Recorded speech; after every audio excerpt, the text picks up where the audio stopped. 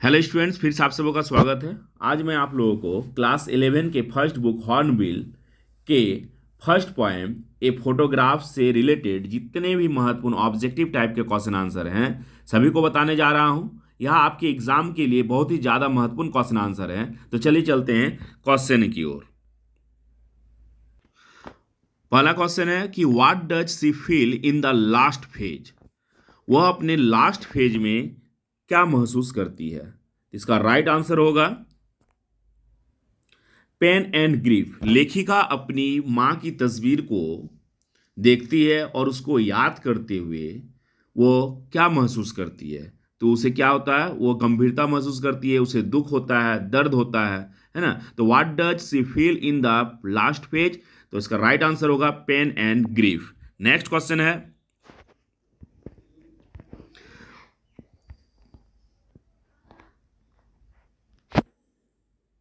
Who is the poet poetess of the poem a photograph. A photograph poem का poet या poetess कौन है। इसका राइट आंसर होगा शर्ली टॉसन। नेक्स्ट क्वेश्चन है what was the last phase in the poem. इस poem में अंतिम चरण क्या है। इसका राइट आंसर होगा आफ्टर हर मदर डाइड। उसकी माँ की जो मृत्यु हो जाती है इसके बाद की जो फेज है उसको वो लास्ट चरण के रूप में दर्शाया गया है। नेक्स्ट क्वेश्चन है what is the poem a photograph about.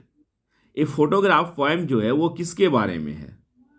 Tribute to poet's mother. यह पोएम पोएट की माँ के बारे में, मदर के बारे में बतलाया गया है। नेक्स्ट क्वेश्चन है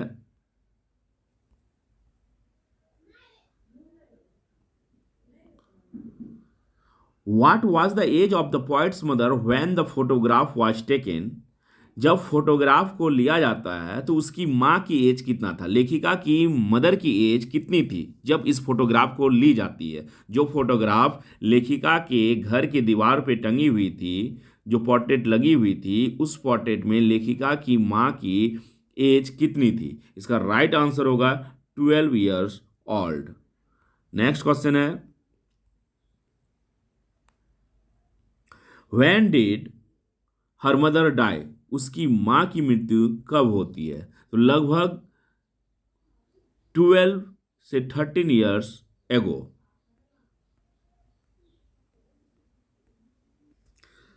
तो इसका राइट आंसर होगा 12 ईयर्स अगो। नेक्स्ट क्वेश्चन है how many phase were depicted in this poem. How many phase were depicted in the poem by the poet. इस पोएम में पोएट के द्वारा कितने एज को बतलाया गया है।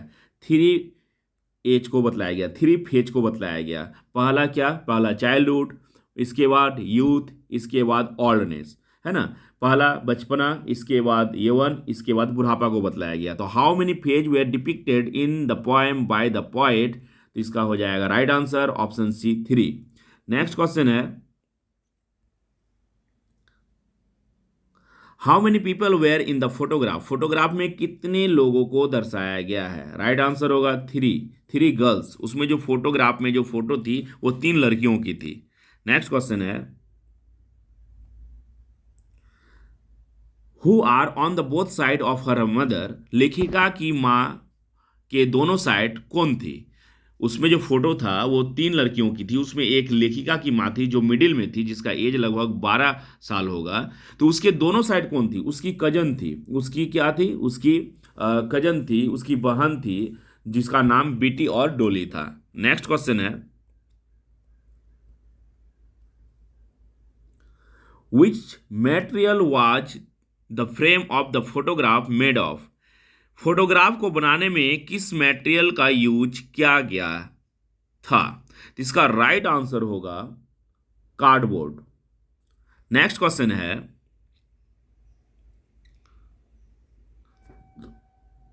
What epithet literary device was used in this poem.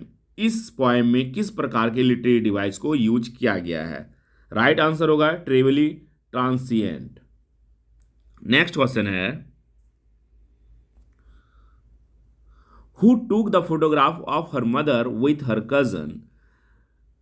जो फोटोग्राफ ली जाती है उसकी मदर की उसके कजन के साथ, तो इस फोटोग्राफ को किसने लिया है? राइट आंसर होगा हर अंकल। वो जो फोटोग्राफ लिया गया लेखिका की माँ का, तो उसमें क्या है, उसकी मदर की जो फोटोग्राफ ली गई है वो किसने लिया है? उसके अंकल ने लिया है। नेक्स्ट क्वेश्चन है,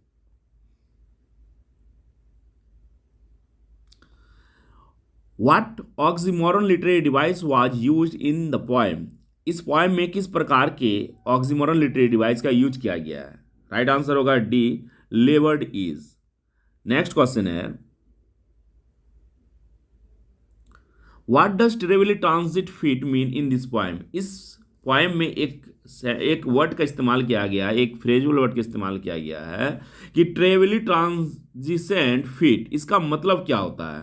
तो इसका मतलब होता है her feet represent the mother who change with time while the sea remained the same. इसमें बतला रहा है कि उसकी मदर के पैर में क्या परिवर्तन हो चुका था। वो हालांकि बीच में थी तो उसमें बहुत सारी गंदगी आ चुकी थी, लेकिन उसके पीछे का जो बैकग्राउंड का सी था उसमें कोई परिवर्तन नहीं हुआ था। नेक्स्ट क्वेश्चन है,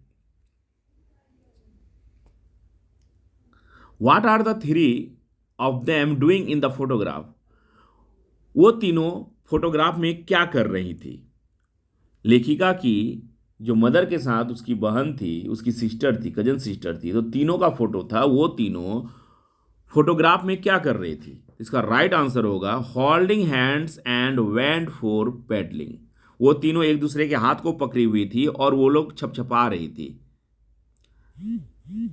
नेक्स्ट क्वेश्चन है,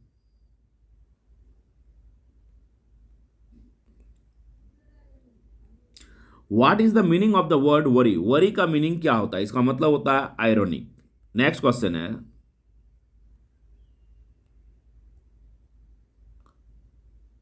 after how many years did her mother laugh on seeing the photograph.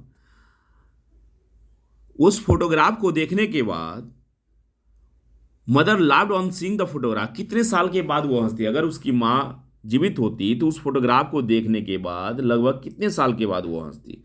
इसका राइट आंसर होगा 20-30 ईयर्स। यहां पे क्या हो जाएगा right answer? 20-30 years. After 20-30 years her mother laughed on seeing the photograph. Next question है, what was the favourite memory of her mother. उसकी mother की फेवरेट मेमोरी क्या है? इसका राइट आंसर होगा बीच हॉलीडेज। वो जो बीच में घूमने जाती है, समुद्र के किनारे घूमने जाती है, वही उसका क्या है? फेवरेट मेमोरी है। नेक्स्ट क्वेश्चन है, what would the mother show to her daughter while showing her the photograph. Right answer, how her parents dressed her for the beach. उस फोटोग्राफ में जो उसकी मदर और उसकी कजन सिस्टर का जो फोटो दिखाया गया उसमें क्या शो किया गया, क्या प्रदर्शित किया गया? उसमें दिखाया गया है कि बीच में जाने से पहले उसे किस प्रकार का ड्रेसअप किया गया था, किस प्रकार वो लोग ड्रेस पहनी हुई थी, वो पोशाक पहनी हुई थी। इसका राइट आंसर होगा A, how her parent dressed her for the beach. Next question है, what was the favourite memory of the poet. Poet का फेवरेट मेमोरी क्या है? Her mother's laughter. उसकी माँ क्या कर रही है, उसकी मदर क्या कर रही है? फोटोग्राफ में मुस्कुरा रही है, तो उसकी माँ की जो मुस्कुराहट है वो उसकी फेवरेट मेमोरी थी।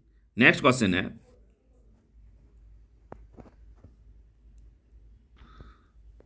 तो स्टूडेंट्स ये जितने भी एमसीक्यू ऑब्जेक्टिव टाइप क्वेश्चंस है ये फोटोग्राफ पोएम 1 से रिलेटेड है। इसको आप अपने कॉपी में अच्छी तरह से नोट कर याद कर ले ताकि आप एग्जाम में अच्छा मार्क्स गेन कर सके। अगर आप मेरे चैनल में न्यू हैं तो मेरे चैनल को जरूर सब्सक्राइब करें और अधिक से अधिक शेयर करें। Thank you.